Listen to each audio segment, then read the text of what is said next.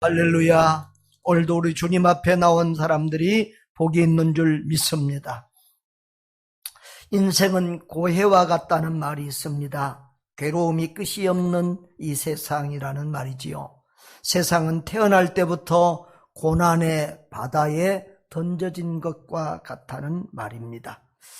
슬픈 세상이요, 하루하루를 살아가는 것이 버겁고 힘든 인생길입니다.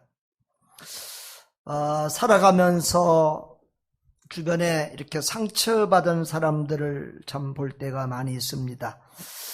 상담 공부를 할 때도 상처투성이의 사람들을 많이 만났는데요. 상처가 있는 사람은 마음이 건강하지 못한 사람들이죠. 그 사람들의 특징은 남의 탓을 주로 합니다. 남이 나에게 상처를 주었다는 것입니다.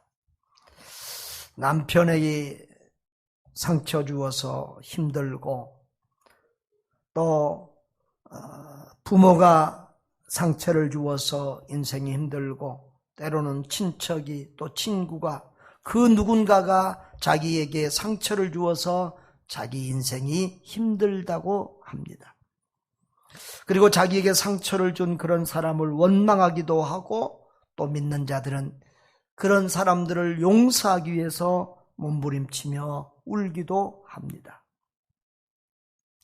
TV 뉴스에 나오는 이 사이코패스나 연쇄 살인범이나 범죄자들도 왜 그런 짓을 했느냐고 하면 하나같이 남의 탓을 하고 환경 탓을 합니다. 여러분, 인생은 전쟁터입니다.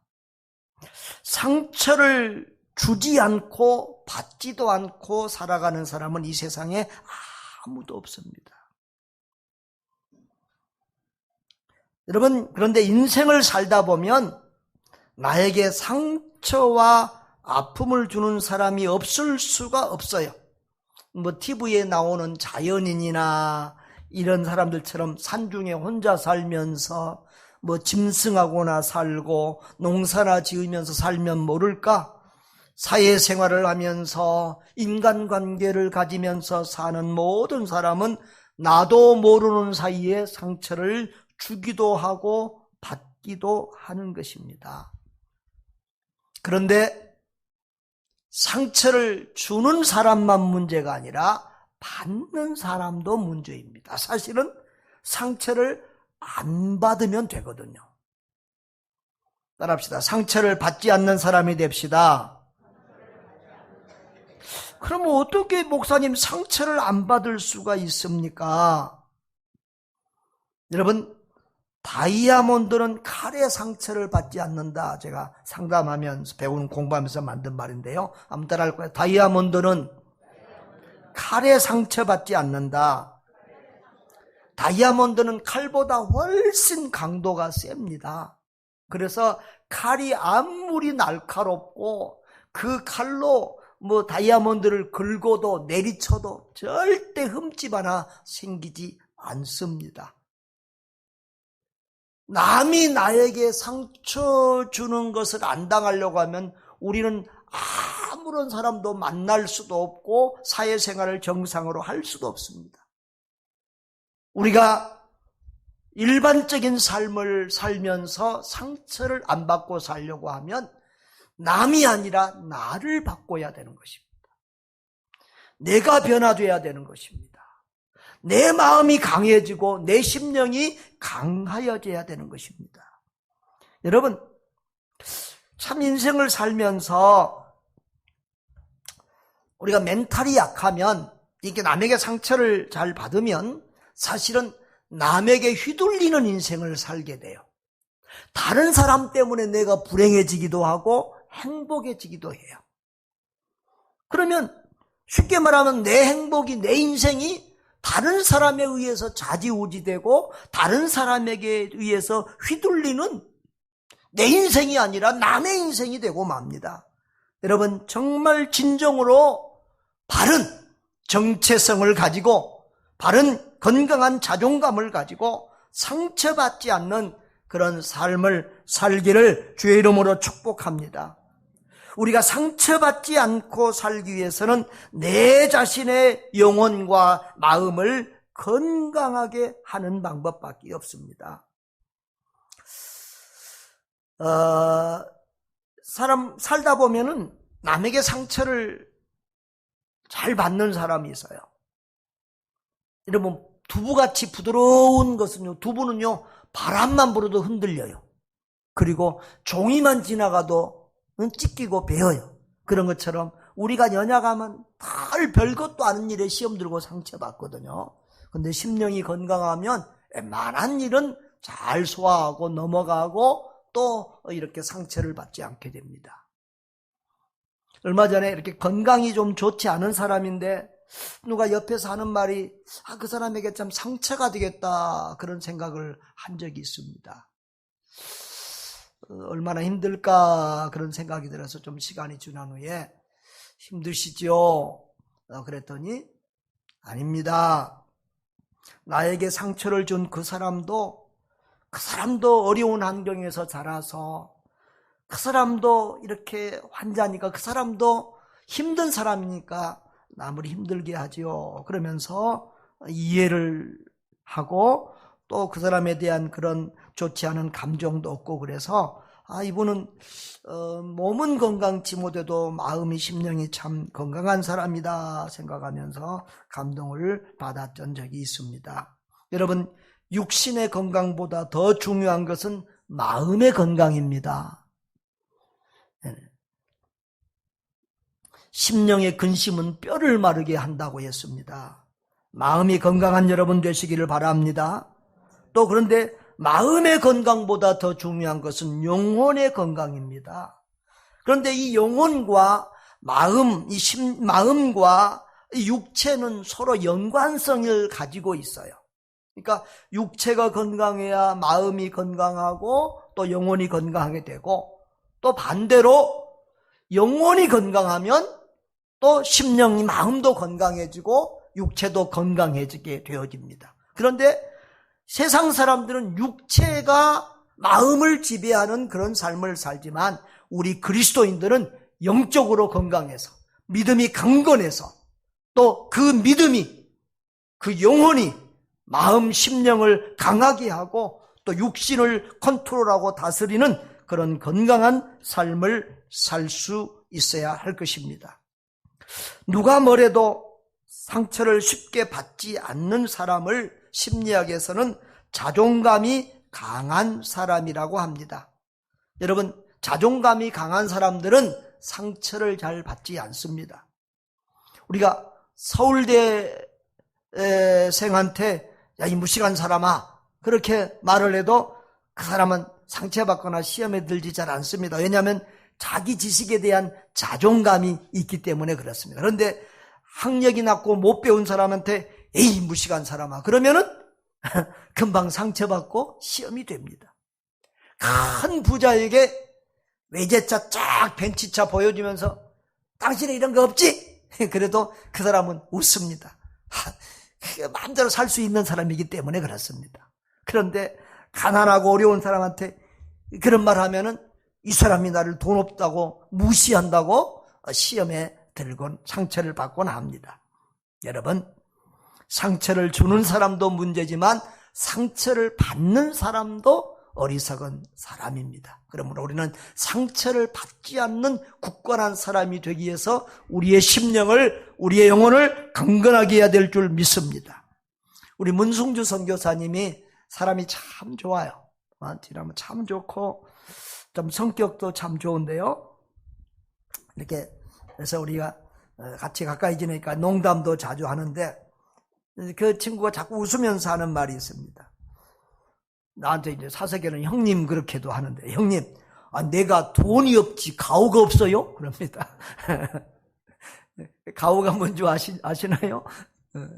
이 말은 자기가 돈은 없지만 자기 자존감은 자긍심은 분명하다는 것입니다. 여러분, 이 자존감은 자존중감이라고도 하는데요. 자신을 존중하고 사랑하는 마음입니다. 우리가 자존심, 교만 이런 것하고는 다른 거예요. 이 자존감, 자긍심은 우리가 가져야 될 건강한 자기 사랑입니다. 그래서 예수님도 이웃을 사랑할 때도 내 자신을 사랑한 것처럼 이웃을 사랑하라고 했습니다. 여러분, 그런데 이 세상에서 가장 자존감이 높은 그룹의 사람들이 어디에 있는 사람들일까요? 자, 1번 서울대나 고려대나 연대나 하버드 인류대학을 나온 사람들. 자, 2번 대통령, 국회의원, 국무위원, 정치가들. 또 3번 판검사들, 4번 의사들, 5번 연예인들, 예술가들, 마지막 7번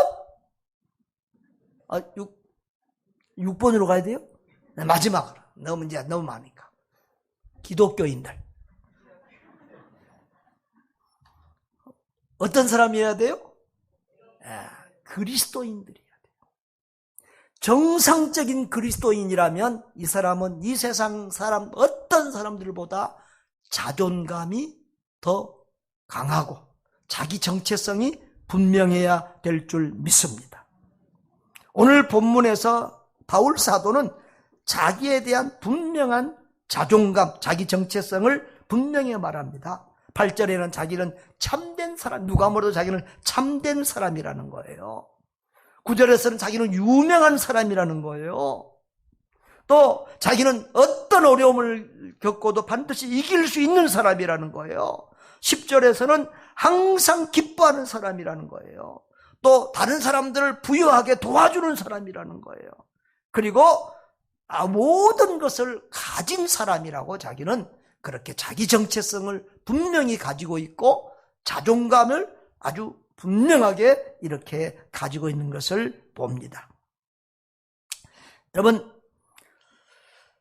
오늘 이 바울은 그리스도인에 대한 자기 자신과 자기 동료들, 또 우리 그리스도인에 대한 세상 사람들의 평가와 또 자기 자신의 평가, 하나님에 대한 평가를 비교하면서 이렇게 오늘 말씀을 전하고 있는데요. 이렇게 철학적인 용어로 하면 이 정체성이라고도 하는데요. 나는 이런 사람이야 하는 것, 정체성. 바울은 나는 이런 사람이야, 나는 모든 것을 가진 사람이야, 이런 정체성을 가지고 살고 있고요.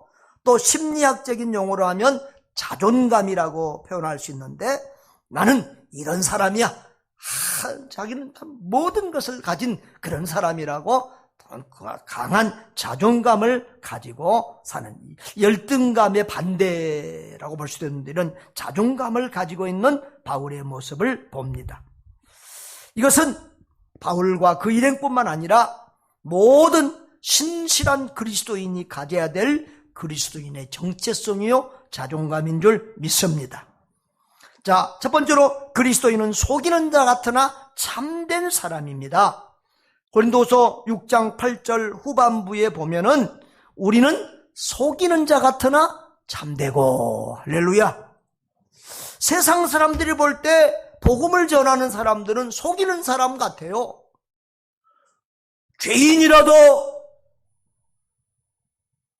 과거를 묻지 않습니다. 누구든지 예수를 믿기만 하면 구원받습니다. 죄사함 받습니다. 영생을 얻습니다. 지금 죽어도 천국 갑니다. 할렐루야. 그러니까 이게 가짜 같아요. 아니, 죄인도 누구도 그럼 저 도둑놈들, 강도들, 저 감옥에 간 사람들, 살인자들도 그럼 예수만 믿으면 구원받는다는 거예요. 꼭 사기꾼 거짓말쟁이 같아요. 그런데요, 성경이 뭐라고 말합니까? 하나님이 뭐라고 말씀하십니까?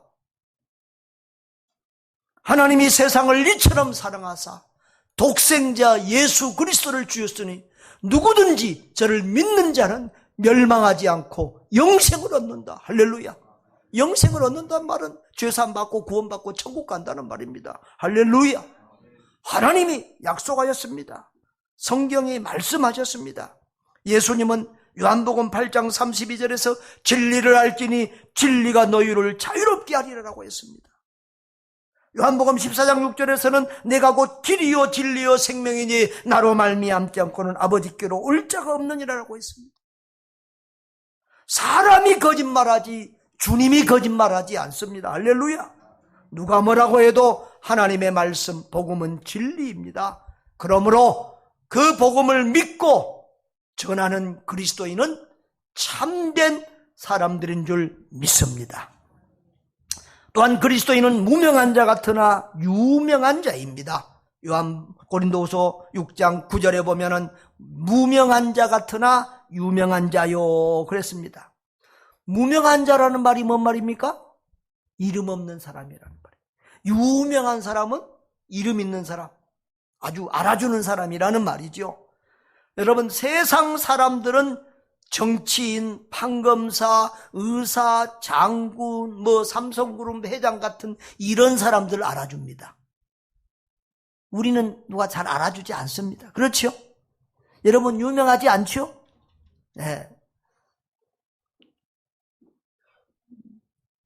저도 유명하지 않습니다. 사람들이 잘 모릅니다. 여러분밖에 잘 모릅니다. 근데 요즘은 하도 인터넷이 발달한 시대라서요. 인터넷에 내가 찾아보면 자료가 많나 봐요. 지난번에 은행에서 우리 계약을 하는데 은행 직원이 나를 얼마나 잘하는지 어디서 무슨 인터뷰 했던데요. 언론에 TV 어디 나온 거 다 신문에 나온 거 다 보고 왔어. 그래서 참 무서운 세상이다. 전에 또 인도 외국에 한번 강사 갔더니 거기 성도들이 벌써 나를 다 알고 있어. 참 이런 세상이. 아무튼 여러분, 우리는 세상에서는 우리를 그리스도인을 알아주지 않습니다. 우습게 여기고 조롱하기도 합니다. 그러나 하나님의 눈에는 우리는 존귀한 자들인 줄 믿습니다. 하나님의 형상을 닮은 하나님의 자녀입니다. 하나님을 대신해서 이 세상을 정복하고 다스리는 사명을 받은 존귀한 사람들입니다. 하나님이 어떻게 보면 우리는 하나님의 동역자들이에요.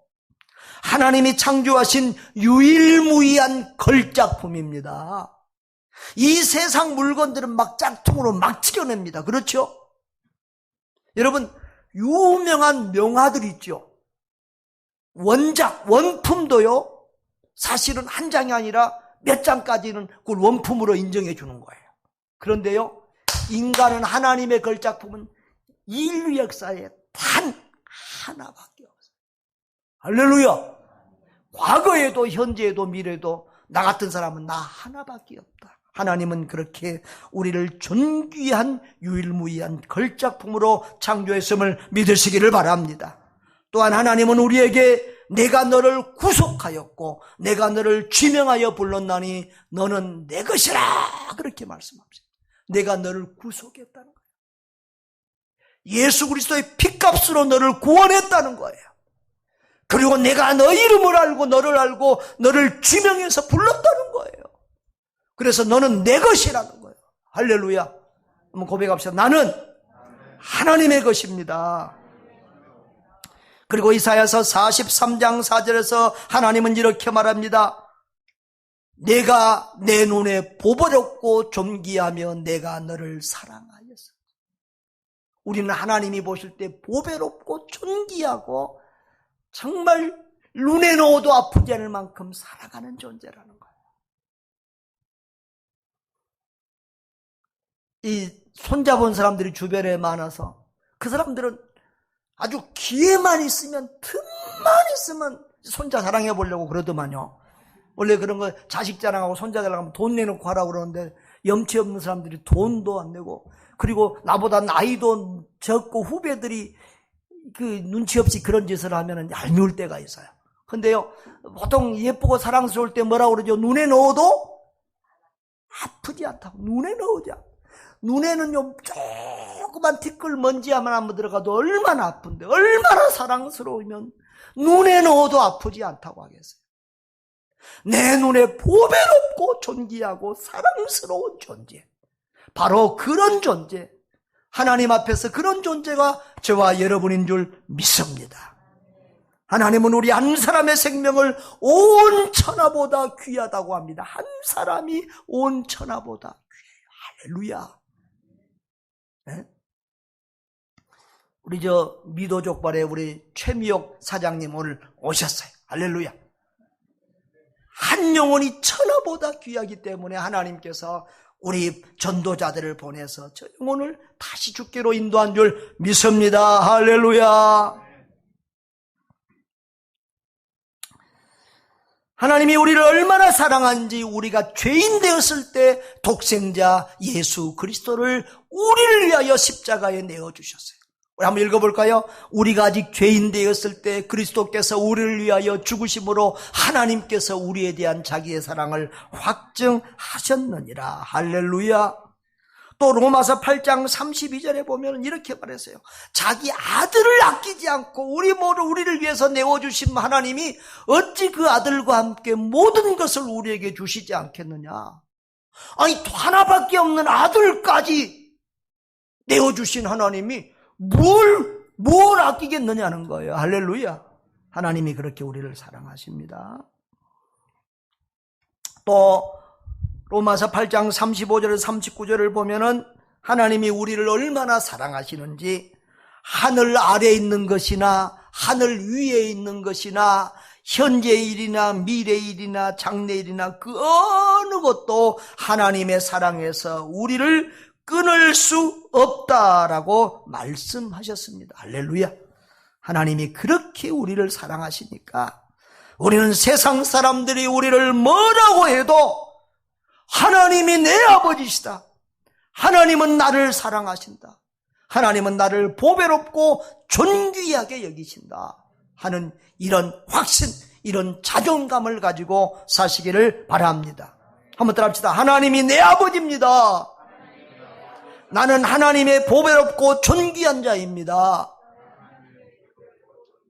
이런 정체성과 자존감 가지고 사시기를 주의 이름으로 축복합니다. 세 번째로 그리스도인은 고난을 받는 자 같으나 결국은 승리하는 자입니다.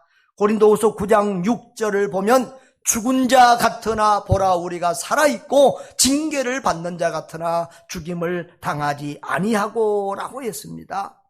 이 세상에서 기독교처럼 많은 박해를 받은 종교가 없습니다. 처음에 기독교가 시작이 될 때부터 유대교의 박해를 받았고 그 다음에는 로마의 박해를 받아서 특별히 그 로마의 10대 박해는 그냥 기독교를 멸절시키기에 충분했습니다. 여러분 그 코바디스 도메네나 이런 옛날 영화들도 보면 기독교인들을 기름 부어서 불로 태워 죽이고 굶주린 사자의 먹이가 되게 하고 하여튼 각양의 방법들로 기독교인들을 박해하고 죽였습니다. 그럼에도 불구하고 기독교는 전쟁이 아니라 십자가의 사랑으로 승리한 줄 믿습니다. 예수님은 힘이 있지만 하나님이시지만 저 로마 군병들의 그 로마와 싸워서 로마를 이기고 승리하지 않고 십자가에서 피 흘려 죽으심으로 사랑으로 결국은 이기고 승리한 줄 믿습니다. 우리도 오늘날 세상에서 박해와 조롱을 받아도 사랑으로 승리해야 될 줄 믿습니다. 오늘 이 본문이 기록될 당시 이 사도 바울이 이 사역을 선교 사역을 할 때 그 당시에 기독교는 특별히 선교사들은 수많은 박해를 받으며 살았습니다. 바울은 고린도 후서 11장에서 보면은 정말 자기는 죽을 만한 매를 몇 번이나 맞았고 아주 굶주리고 옥에 갇히고 또 몇 번이나 배가 파손돼서 죽을 고비를 넘기고 동족의 위험, 이방인의 위험, 신의 위험, 광야의 위험, 바다의 위험, 거짓 형제의 위험, 또 줄이고 목마르고 헐벗고 춥고 굶주리고 자지 못하고 그런 힘든 삶을 살았다는 것입니다. 그 당시에 그리스도인들은 예수를 믿으면 집에서 버림받고 직장에서 쫓겨나고 감옥에 가고 때로는 죽기도 하는 것이 우리 기독교 신자들에게 다반사였습니다. 그러나 기독교는 그런 상황에서 없어지지 않았습니다. 전멸되지 않았습니다. 결국은 이겨내고 살아났고, 그리고 세계에서 가장 많이 믿는 이런 종교가 되었습니다. 여러분, 우리 그리스도인은 죽어도 사는 줄 믿습니다. 예수님은 죽으셨으나 부활하셨습니다. 우리도 죽어도 삽니다. 또한 믿음 있는 사람은 이 세상에 어떠한 고난과 역경과 문제와 괴로운 일들이 있어도 믿음으로 모든 것을 이기고 승리하는 줄 믿습니다. 그래서 히브리서에는 그리스도인들을 가지고서 세상이 감당치 못하는 사람들이다, 세상이 이길 수 없는 사람들이 바로 그리스도인인 줄 믿습니다. 우리 그리스도인들에게도 고난은 있습니다. 그러나 분명히 믿음의 사람은 최후 승리를 얻는 줄 믿습니다. 우리는 살아도 천국이요 죽으면 영원한 천국인 줄 믿으시기를 바랍니다. 여러분, 네 번째로 그리스도인은 근심하는 자 같으나 항상 기뻐하는 자라고 했습니다. 고린도서 6장 10절 보면은 근심하는 자 같으나 항상 기뻐하고 그랬죠. 여러분, 이 세상에 발을 붙이는 순간부터 아까 그랬죠. 인생은 고해와 같다. 고난이 없는 사람도 없고 근심 걱정 없는 사람이 없습니다. 그리스도인이라고 왜 근심 걱정이 없겠습니까? 다 가족 걱정, 먹고 사는 문제의 걱정, 질병의 걱정, 인간관계의 걱정, 사업의 걱정, 하여튼 모든 것이 우리 살아있는 동안에 다 걱정투성입니다. 그런데 우리는 거기에 플러스해서 교회 걱정까지 해야 되지요. 또 선교지 걱정까지 해야 되지요. 그런데도 우리 그리스도인들은 늘 감사하며 기쁘게 살아갑니다. 왜 그렇죠? 여러분, 큰 것이 작은 것을 이깁니다. 조그만 근심과 염려가 있어도 큰 기쁨이 있으면 이것은 줄어들고 이것을 이기는 거예요. 작은 슬픔이 있어도 큰 기쁨, 행복이 있으면 이 행복이, 기쁨이 이 슬픔을 이기고 가는 줄 믿습니다.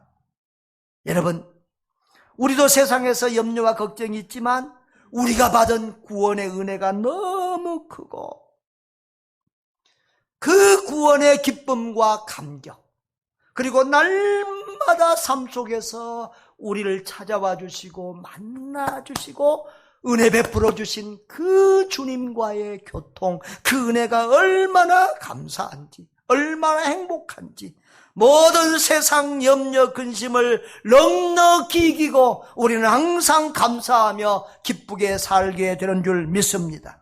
그래서 우리 기독교인의 특징은 감사와 기쁨입니다.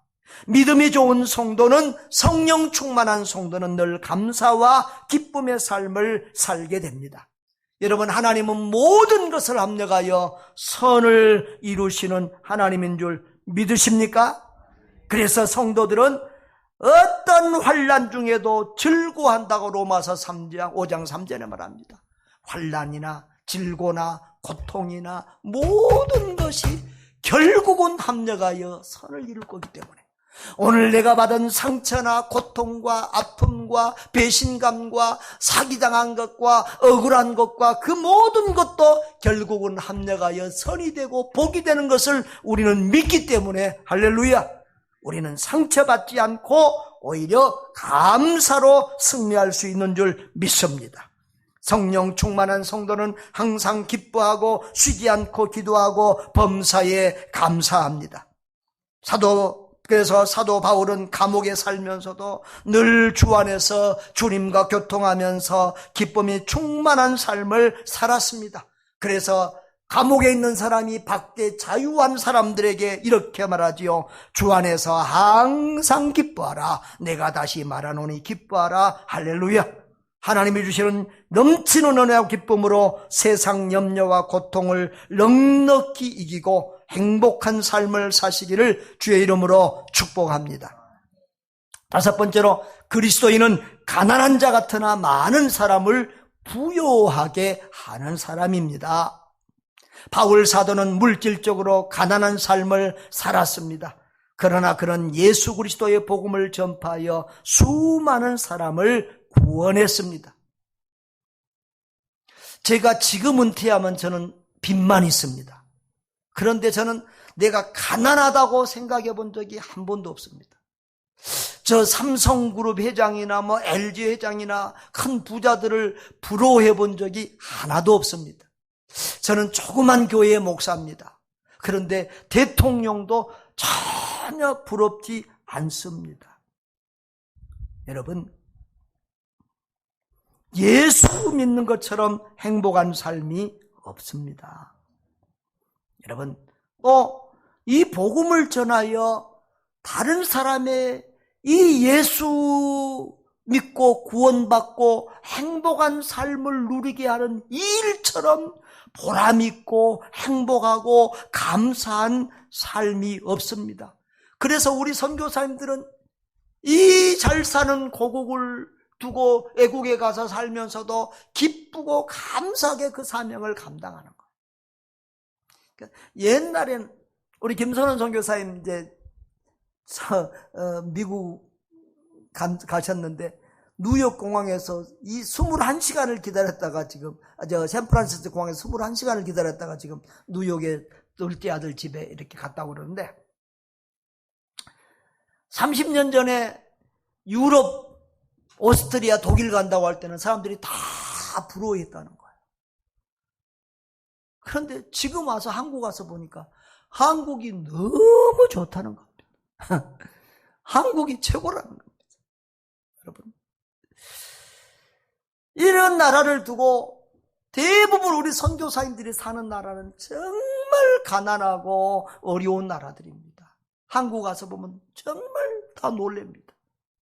그러나 우리 선교사님들이 막 슬퍼하며 괴로워하면서 그렇게 선교지에 살지 않습니다.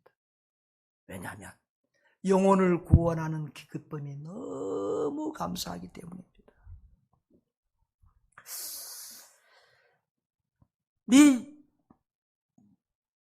사도 바울은 우리 그리스도인들은 물질적인 측면에서 부자가 아닙니다. 그러나 영적인 측면에서 부유하고 행복한 삶을 살 뿐만 아니라 다른 사람을 그렇게 영적인 부자로 행복한 자로 살게 하는 사람이 바로 그리스도인이요 전도자인 줄 믿습니다.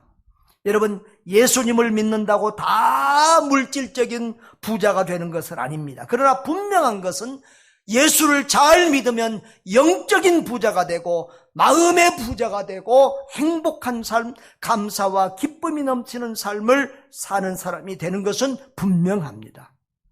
여러분, 나는 그러면 예수 믿어도 왜 이렇게 행복하지 않죠? 그러면 뭔가 지금 성령 충만하지 않는 것입니다. 예수 충만하지 않는 것입니다. 우리 신앙을 다시 한번 돌아봐야 될 줄 믿습니다. 여러분, 세상에서 예수 복음 전하는 일, 예수 믿어 구원받게 하는 일보다 더 좋은 일은 없습니다. 세상에서 가장 착한 일, 가장 좋은 일, 가장 귀한 일, 가장 중요한 일은 바로 이 예수 복음을 전하는 일인 줄 믿습니다. 예수 복음을 전하여 다른 사람을, 많은 사람을 부요하고 행복하게 구원받게 하는 축복의 사람들 되시기를 바랍니다. 여러분, 돈이 많은 것이 좋은 것 같지만 그렇지 않아요. 돈은요, 필요한 만큼 있으면 딱 됐어요. 그 이상 있으면 그때부터는 돈이요, 불행의 요소가 되어져요. 오히려 우리를 걱정거리를 주고 염려를 주고 힘들게 하고 복잡하게 만들고 괴롭게 해요. 여러분, 돈 적당히 가지고 우리 있는 시간과 물질과 힘을 다해서 정말 많은 사람들을 부욕해 하는 예수 복음 전한 일에 힘을 다하시기를 바랍니다. 마지막으로 그리스도인은 아무것도 없는 자 같으나 모든 것을 가진 자라고 했습니다. 우리가 한번 10절 다 같이 한번 읽어볼까요? 시작. 근심하는 자 같으나 항상 기뻐하고 가난한 자 같으나 많은 사람을 부유하게 하고 아무것도 없는 자 같으나 모든 것을 가진 자로다. 아멘. 세상 사람의 시각으로 볼 때는 이 바울과 이 전도자들은 아무것도 없는 불쌍한 사람입니다. 집도 없습니다. 가족도 없습니다. 돈도 없습니다. 복음 전하면서 떠돌이 생활합니다. 오히려 박해와 조롱을 받고 고난만 당하는 불쌍하고 참 세상 사람들이 볼 때는 바보 같은 사람입니다. 그렇게 안 해도 되는데 왜 저 사람은 저렇게 떠돌이 생활하면서 고생하면서 살까? 세상 사람들은 그렇게 생각할 수 있습니다. 그런데 정작 바울 자신은 모든 것을 가진 자라고 말합니다. 이 말은 자기는 행복한 사람이에요. 자기 삶에 만족한다는 거예요. 빌립보서 4장에 보면 자기는 자족한다. 어떤 환경에서도 자족하고 만족하고 감사한 삶을 살고 있다고 감옥 속에서도 그렇게 말하고 있는 것을 봅니다. 자기는 행복하다는 거예요. 부족함이 없다는 거예요. 할렐루야. 여러분, 그는 세상에서 가장 큰 부자보다 마음이 더 부자입니다. 세상에서 가장 즐겁게 사는 것보다 더 기쁘고 행복하게 사는 사람입니다. 여러분, 그리스도인은 행복할 수밖에 없어요. 하나님을 사랑하고 하나님께 사랑받으니까 행복해요. 사람을 사랑하니까 여러분, 성경의 핵심 교훈은 뭐예요? 하나님 사랑, 이웃 사랑. 여러분, 사람을 미워하면 행복해요? 사랑할 때 행복해요? 그것도 1번, 2번 해야 돼요? 남을 미워하면 나도 괴로워요. 근데 남을 사랑하면 내가 행복해. 그리스도인은 사랑의 삶을 살기 때문에 행복할 수밖에 없어요.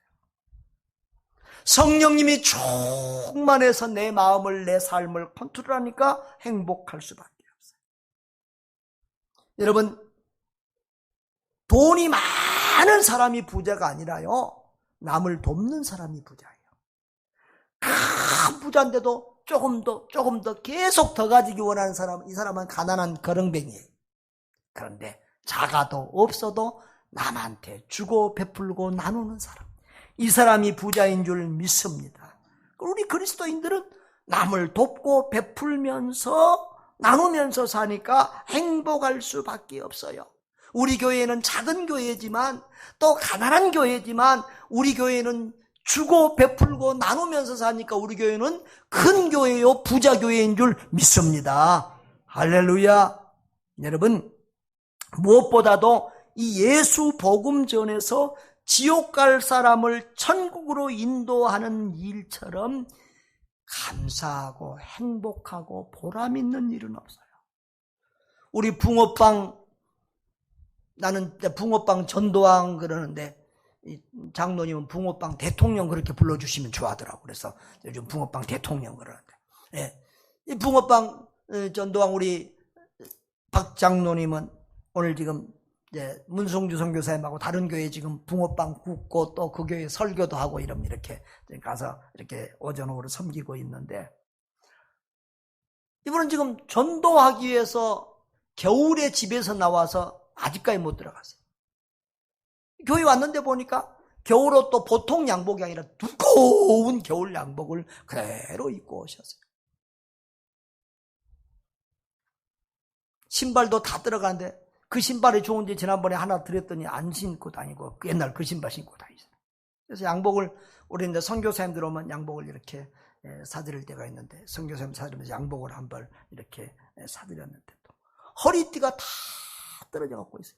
그래서 또 허리띠를 이렇게 드리고 했는데요. 참 이분은요, 특별하신 분이에요. 돈에 대해서 관심이 없어요. 다른 분들은 전도 훈련 시켜주고 또 설교하고 그러면 이게 뭐 사례를 바라고 또 이게 전도 훈련 시켜주는데 얼마 이렇게 또 사례를 이렇게 예약하고 가기도 합니다. 그런데 이분은 자기 재료 가지고 붕어빵 다 구워주고도 이런 한 푼 달라는 말을 안 해요.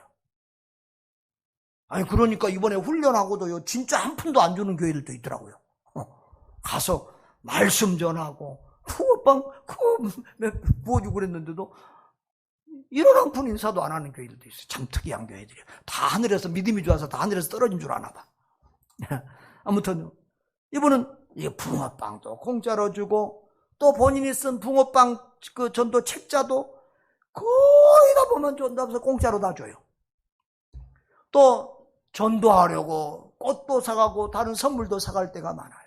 지난 금요일 날도 아침에 비 왔잖아요. 이제 비가 그치자마자 이제 전도하러 가시는데 어떤 선교사님이 자기 누나가 무속인인데 저 벽제 쪽에 산다고 그래서 누나 좀 전도해달라고 이제 그래서 그분을 전도하러 가는데 붕어빵하고 또 동네에서 꽃을 사고 또 그날 케이크까지 사고 싶어서 케이크도 샀나 봐요. 그런데요, 딱 그분을 그 무속인을 만나니까 신기하게도 그날이 그분의 생일인 거예요. 생일. 그런데 이게 누가 하신 하나님이 하신 일이죠. 그런데 생일인데 가족도 누구도 아무도 안 챙겨줬는데 꽃을 사오고 케이크를 사온 사람이 있어. 감동이 됐을까요? 안 됐을까요? 이미 감동받고 마음 문 다 열리고 반은 전도됐어요 지금. 할렐루야. 그런데 이런 모든 것을 자기 돈 가지고 하는 거예요. 여러분, 그분은 세상적으로는 가난하지만 가장 부자요, 가장 기쁘고 행복한 사람이요, 하늘나라 가서도 큰 상을 받은 사람인 줄 믿습니다. 저도 요즘에 장로님 보면서 나도 은퇴하면 저런 삶을 살아야 돼. 장로님 따라다니면서 전도하는 삶을 살아야 되나. 그런 고민을 많이 하며 지금 기도하고 있습니다. 또 농담하면서 제가 그런 말, 장로님 하늘나라 가면 너무 높은 자리 있다고 저 좀 무시하지 말고 좀 아는 체 하세요. 제가 그렇게 웃음 소리도 하는데 정말 하늘나라 가면 상이 많으실 겁니다. 정말 전도자의 삶을 사는 예수님 닮은 분이다 그런 생각을 합니다. 여러분, 이렇게 우리가 참된 그리스도인은 뭐 열등의식이나 이런 걸 가질 필요가 없습니다. 왜냐하면 우리는 참된 일을 하고 있는 사람이고 우리는 하나님이 알아주시는 유명한 사람이고 어떤 어려움이 있어도 넉넉히 이길 수 있는 믿음 있는 사람이고 항상 기뻐하면서 살 수 있는 사람이고 다른 사람을 행복하게 부유하게 구원받게 해주는 축복의 사람이고 아무것도 가진 자가 가진 것이 없지만 모든 것을 가진 복된 사람이기 때문입니다. 여러분, 예수 그분 안에 모든 복이 다 있잖아요. 그렇잖아요? 그렇지요? 예수 있으면 모든 복이 다 있는 것입니다. 할렐루야. 사랑하는 성도 여러분, 우리는 예수 믿는 것 하나 때문에 살아서도 천국을 누리고 죽으면 완전한 천국, 영원한 천국에서 살 수 있는 특권과 복을 받은 사람들입니다. 이 예수 믿는 복을 무엇과 바꿀 수 있겠습니까? 저 삼성그룹이나 LG그룹 회장직과 바꿀 수 있겠습니까? 절대 돈과 바꿀 수 없죠. 세상 권력이나 명예와 바꿀 수 없죠. 예수 믿은 복보다 더 큰 복은 세상에 없습니다. 사랑하는 여러분, 우리는 이 세상에 태어난 순간부터 고난과 상처와 아픔 속에 살지만 어느 순간 예수 그리스도를 만난 순간에 슬픔이 기쁨으로, 불평이 감사로, 불행이 행복으로 바뀌어 주는 줄 믿습니다. 여러분, 그 예수님을 인격적으로 꼭 만나시기를 바랍니다. 교회 다니는 것보다 더 중요한 것은 예수 그리스도를 내 구주, 내 하나님으로 믿고 영접하고 그 하나님 주님 안에서 사는 것입니다. 여러분, 내가 예수님을 만났다고 해서 세상이 천국으로 바꿔지는 것은 아닙니다.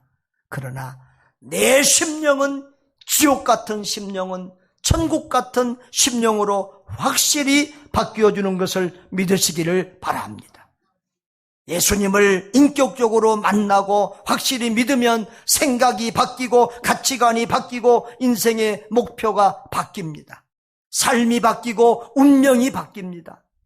자기 정체성이 확실해지고 자존감이 넘쳐납니다. 하나님이 내 아버지신데 하나님이 나를 보배롭고 존귀하게 여기고 천하보다 귀하게 여기고 사랑하시는데 무엇이 부족하겠습니까? 열등의식을 가지고 살 필요가 무엇이겠습니까? 부자가 부럽겠습니까? 무슨 사람이 부럽겠습니까? 예수 안에 모든 복이 다 있고 그 복을 받은 사람들은 나는 모든 것을 가진 사람이다. 할렐루야. 그렇게 고백하게 되는 것입니다. 독생자 외아들 예수 그리스도를 주시기까지 나라를 사랑하시는 그 하나님을 믿고 행복하게 사시기를 바랍니다. 우리에게 있는 고난과 상처와 아픔까지도 모든 것을 합력하여 선을 이루시는 하나님을 믿고 감사와 기쁨 가운데서 행복하게 사는 그리스도인 되시기를 바랍니다. 하나님 안에서 바른 정체성과 건강한 자존감을 가지고 감사와 기쁨이 넘치는 복된 삶을 사는 여러분 되시기를 주님의 이름으로 축원합니다. 다 같이 동성으로 기도합니다. 살아계신 아버지 하나님, 주의 은혜와 사랑을 감사합니다. 오늘도 하나님 안에서 또 우리가 하나님의 자녀된 것과 하나님이 나를 얼마나 사랑하시는지, 우리가 얼마나 존귀한 존재인가를 깨닫게 해주셔서 감사합니다. 자기 정체성 또 자존감을 분명히 가지고 영으로 육을 이기며 믿음